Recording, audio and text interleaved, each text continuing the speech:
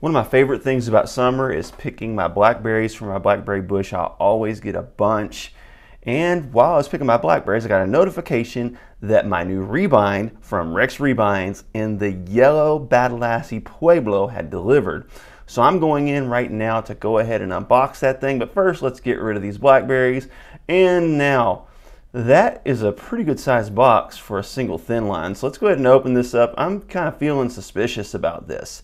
But as I open it up, I see the paper. I'll pull the paper out and another box. Okay, well, sometimes I do this just to secure the Bible. So let's open this box and check out what's inside. Oh, come on.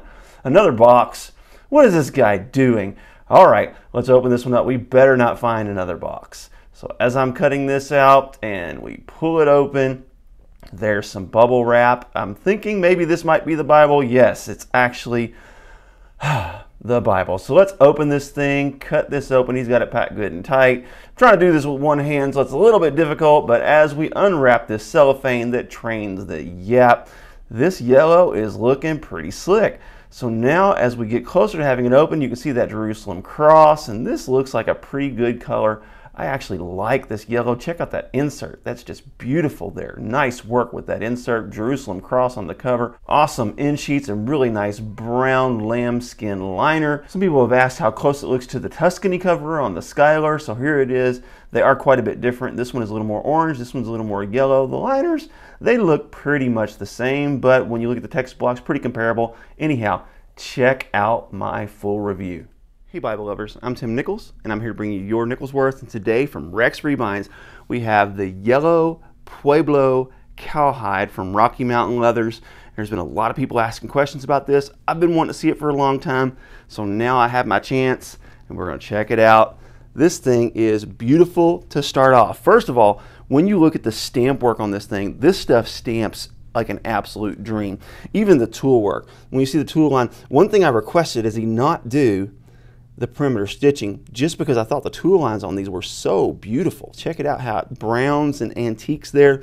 The Jerusalem cross in the center looks really nice and stamped in, but this is where this leather really stands out. Check out that stamp work on the spine.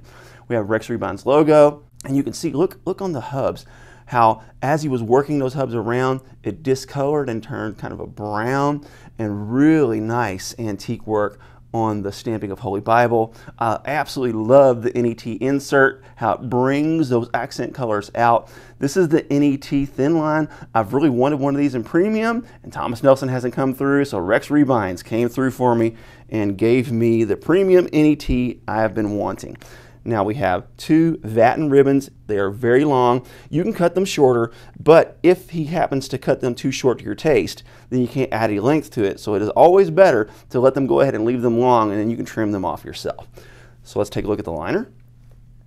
This is a chocolate brown Napa lamb liner.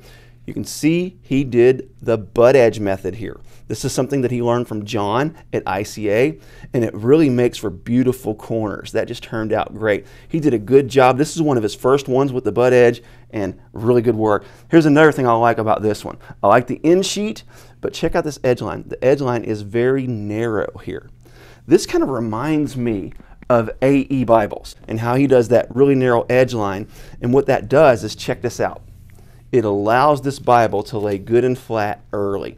Here we are in Exodus, and let's back up and let's get all the way back to the very beginning. This is the presentation page. Get past the presentation page on the table of contents and look at there, unassisted, we're laying flat.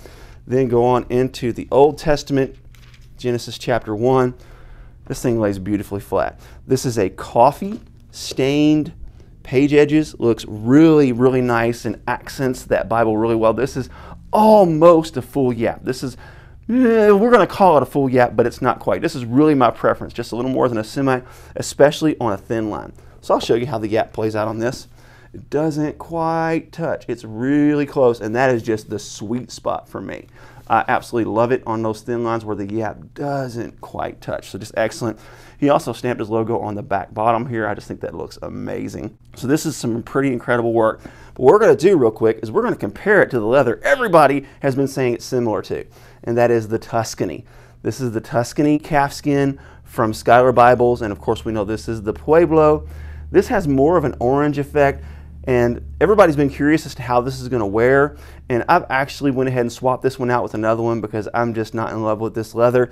But one reason I like this one better is because it has that marbled look that you see with a lot of Rocky Mountain leathers, cowhide. It has kind of that smoky textured look. And what I think they've done with this, I'm not real sure, but it appears that they sanded this because this has kind of a rough feel.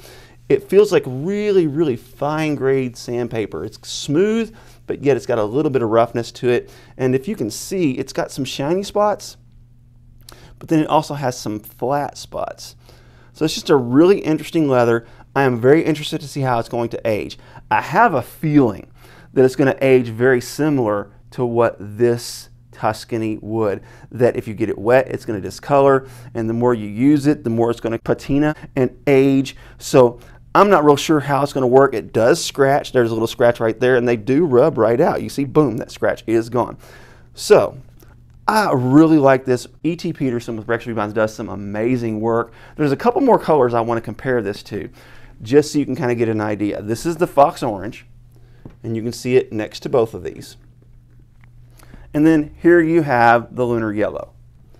So you see the Lunar Yellow is definitely more of an extreme yellow, to where these all have some of the orange in them.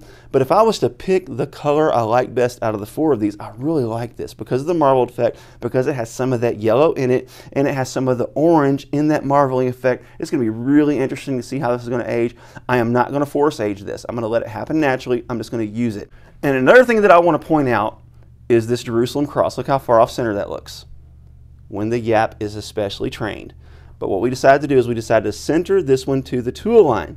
And you can see that it works. It looks better. Centered to the tool line is the better option. So Rex Rebinds does some amazing work. I'm looking forward to seeing how this ages over time. But again, I'm not going to force age it. I'm just going to let it happen naturally. God bless you. Keep calm. Jesus on. This is your Nicholsworth.